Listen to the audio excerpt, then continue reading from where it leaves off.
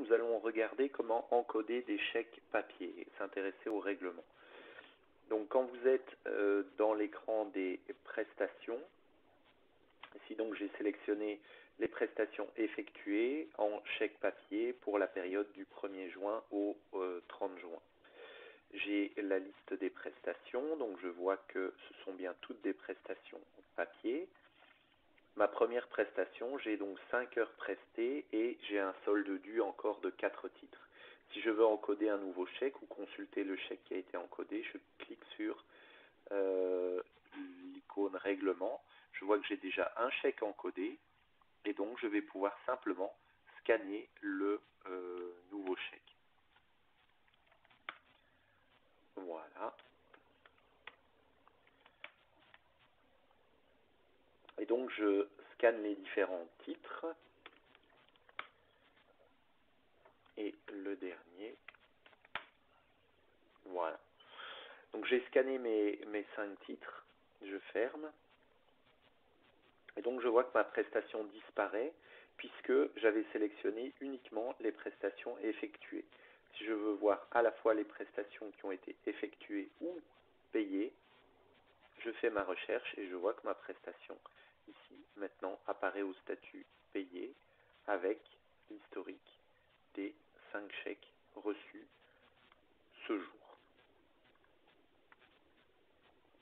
Tous ces paiements, je vais les retrouver dans mon bilan caisse. Donc, je vais dans mes outils, bilan caisse, et je vois que pour mon mois de juin 2017, pour l'instant, j'ai scanné 5 titres que je vais pouvoir consulter en cliquant sur la petite icône pour le détail, avec donc chaque fois le nom du client, le nom de l'aide ménagère, le numéro du titre, la date de prestation, 1er juin, et la date du scan, 13 juillet 2017. J'ai bien 5 titres reçus au total. Donc ce bilan caisse va reprendre tous les chèques scannés pour tous les clients. Ce qui veut dire que dans ce cas-ci, j'ai uniquement scanné des chèques d'une seule cliente. Et si je reviens en arrière dans mon historique, je vais prendre par exemple février 2013, je clique et je vois évidemment des titres qui appartiennent à des clients différents, à des aides ménagères différentes, et je retrouve donc chaque fois la date de scan. Et donc j'ai un total bien de 738 chèques reçus pour cette période-là. Vous avez un historique complet.